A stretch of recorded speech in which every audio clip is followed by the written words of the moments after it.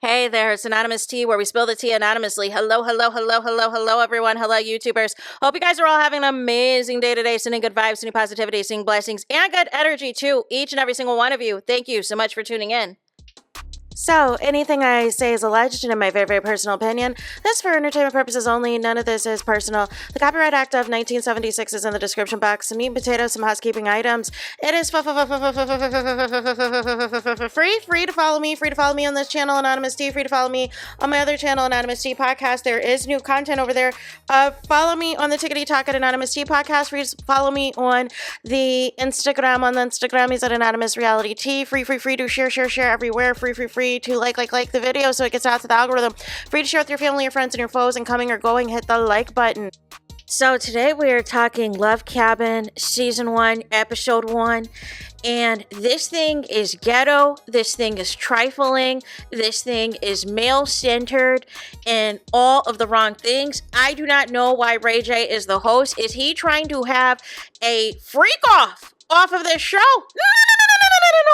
And secondly, Love Island headquarters in UK, Love Island USA, Peacock, ITV, they need to file a lawsuit. And some of these contestants need to file a lawsuit, you guys, because what the welly on say. So this is episode 1, and here are some critiques.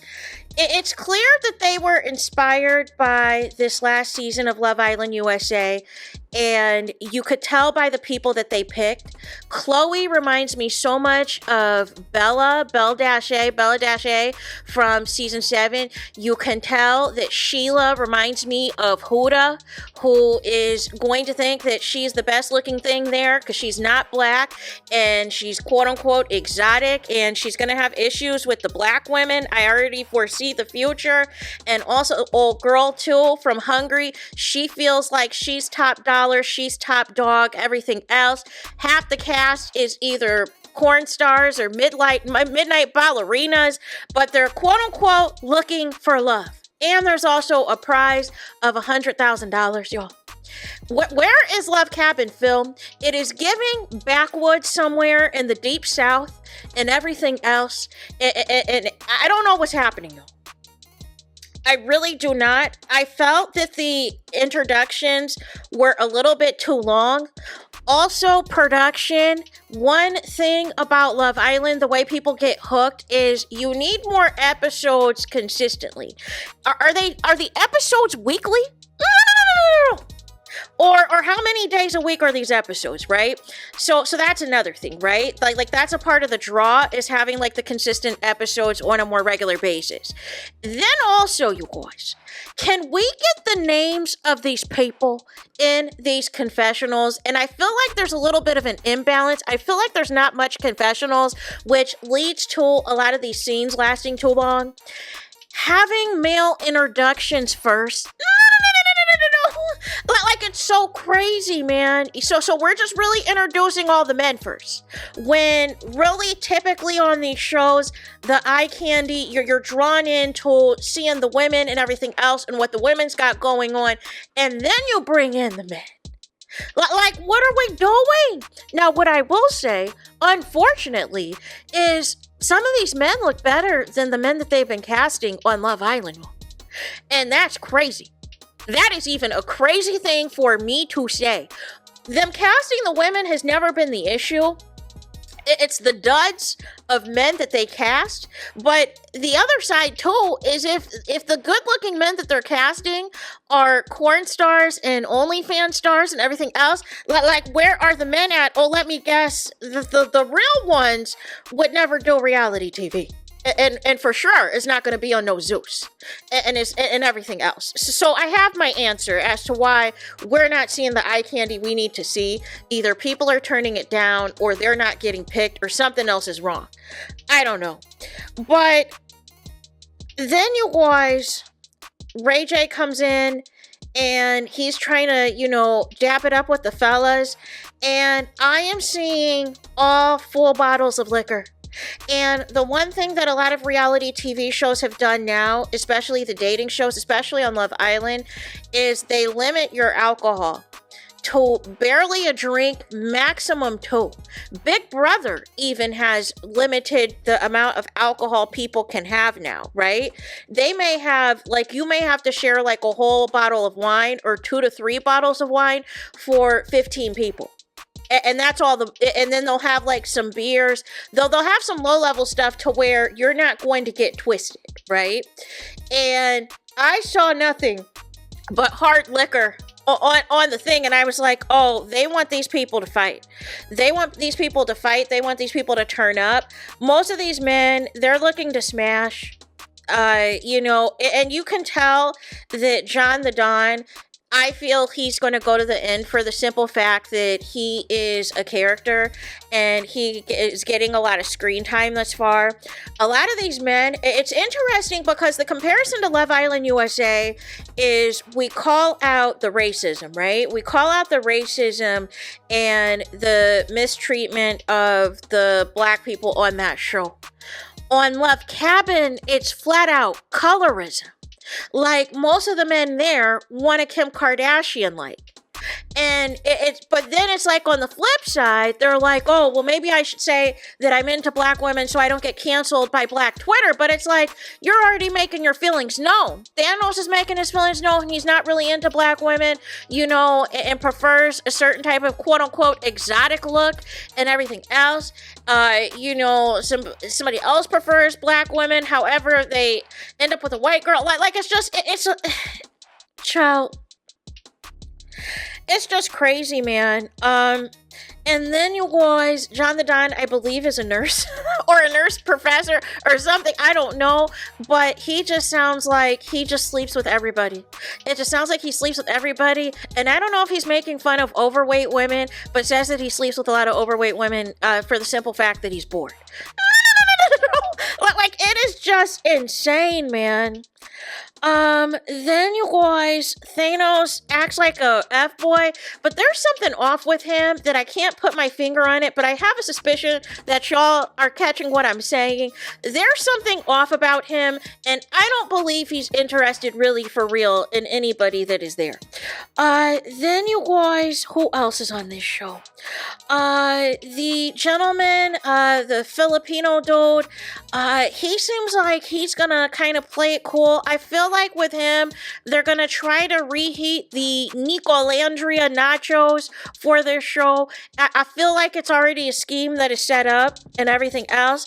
I feel like Camo being 6'7", the former basketball player, they're trying to make him like the Chris Seeley of it all, and all of this and all of that. Trapiello, I guess, is a big time corn star and everything else, and allegedly has 4 kids, 2 baby mamas, and everything else.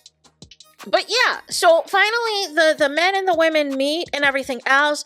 Ray J has this challenge where like certain people can kiss people that they want to kiss, but it's at Ray J's direction or maybe production's direction because Ray J's an executive producer. The one thing that is keeping me through this is Tia's commentary, because I guess she's supposed to be the Ian Sterling, the narrator of it all. Her commentary and her dragging these people is what's getting me going. However, Ray J, I feel like he is making things so cringeworthy and so awkward, and this is why these dating shows have female hosts. This is why, with the exception of The Bachelor and The Bachelorette, is you have female hosts on these shows. Because a female host, a lot of these situations, they're not going to be acting all crazy and wild and out like this in front of females, right? And a lot of the disrespect and a lot of the behavior is not going to be tolerated. But because of Ray J, who, again, infamous of the sex tape with him and Kim Kardashian, again, has a messy love life and everything else, and rumored, the Diddy connection. Like there's just so much going on, right? That everything, I feel like he's trying to have a freak off. And it's like he wants certain people paired together. I didn't like that he wanted to have the black woman, paired up last, like one of the black women paired up last. Like I felt that was weird. And immediately zoning in on Sheila, like Sheila's the creme de la creme. It's like the BBL bandits he is putting on this pedestal. And it's like these black women have to like sit around and like wait their turn. And it's weird to me. I don't like that behavior. I feel like, and this is my issue with a lot of these reality shows, it's like a lot of these insecurities and these projections always display themselves on these reality shows. If these people are really interested in people for real, just say that. Like even Chloe, aka Tamu Bella, is not out here acting crazy. You know what I'm saying? But already Sheila has a complex on Desi. She already has a complex. Oh, there's just something about her I don't like. There's something about her I'm not feeling, I'm not featuring. And that's the same nonsense that Huda did to Shelly and Alandria on Love Island. At first, she tried to present herself as being a girl's girl and wanted to get close to them. But anytime she saw an opportunity to weaponize tears and have it incite hatred towards Alandria and Shelly, she took it. And I know Sheila is going to utilize this to the max. And then Ray J is already putting out feelers that potentially one of these contestants can pick him, can choose him instead. Like trying to, incite between Sheila, like, hey, you could choose me or you can choose that. No. You're supposed to be the host. But it's not going to surprise me if at the conclusion of this show that Ray J's going to hook up with Sheila. It's too obvious to me that he's feeling Sheila. He sees her as, a little mini Kardashian light that he can train up and do what he wants her to do, because she obviously is desperate for fame. She's desperate for fortune and all of this and all of that. But nonetheless, not too much happened on the episode, as far as I'm concerned. It was just a lot of cringeworthy moments and a lot of awkwardness. I really do like Nisa. She seems like an absolute sweetheart and all of the things. But yeah, I feel like the real reason that Athena and, Sheila bond is because of, the fact that they're not black, and because of the fact that they have a questionable, activities that they like to do outside of here for a living. Then also, I don't know if, I feel like Kiera is on the wrong show. I feel like she is too good to be on this show. She should be on an actual Love Island show. She is on the wrong show. She should not be on the Zeus network. She is too goody two shoes, and I feel like also Nisa is too. Nisa and Kiara, I don't know what happened. I think your applications were lost in the mail, or they threw it in the shredder at Peacock, but I'm gonna need Peacock to go in the shredder and find y'all applications and find y'all Instagram accounts and have y'all quickly move over to Peacock, because this show and these men are not for you. No. I feel like too, I can kind of get the vibe as well that these women aren't really feeling these men like that, right? And I feel like they're waiting for bombshells. They're waiting for some other people to come through. But yeah, I feel like some of these scenes are drawn out too long. I felt they spent way too much time on the interjections. I think having this male-centered and having Ray J really just influencing like weird freak-off type of behavior is going to be the downfall of this show. And him trying to put these fillers out there that maybe Sheila can have them, maybe she can't, is a distraction away from the show. Like we don't, it's completely unnecessary. If you want to just have her, take her off the show and have her. But it's weird, like how he's behaving. That's why I feel like you need a female host that is going to understand the professionalism of what a dating show entails. But when you have a man like Ray J, just because he's had TV shows in the past and everything else, the bottom line is Ray J's for everybody. The bottom line, Ray J is for everybody, and ultimately, if he zones in on you, he's made his mark, right? And at one point, he is going to, at some point, explore things with Sheila. And I feel like that's a conflict of interest on the show. We're supposed to be watching to see all of these individuals, you know, see whether or not they connect. But I feel like Ray J is going to turn this into, okay, how many people can you smash on this show? How many people can you hook up with on this show? And I'm not feeling it. I'm not feeling it, but I feel like I need to tune into this just to see the train wreck continue to crumble. So therefore, I will continue to, you know, watch this out, see how this goes, and report back to y'all. I don't know whether or not y'all have access to Zeus or other means to see this. I'm assuming that people, whether they do or do not have Zeus, are posting the viral moments on the Tickety Talk and viral moments elsewhere, so y'all can get up to speed. But overall, for this first episode, not too much on it, because, again, you know, there really wasn't much to see. I was just laughing at the low budgetness of it all, as far as the bedroom, as far as the makeup room, because Ray J's trying to up here do a tour, and I'm like, y'all couldn't get them a bigger room? Like even Too Hot to Handle has a better budget, even though unfortunately that's now being canceled. But they have a bigger budget. Love Island has a bigger budget to where you have a bigger room where everybody can spread out. It feels like all of the beds are literally on top of each other. No. So that is it for my initial episode review for Love Cabin Season 1, Episode 1.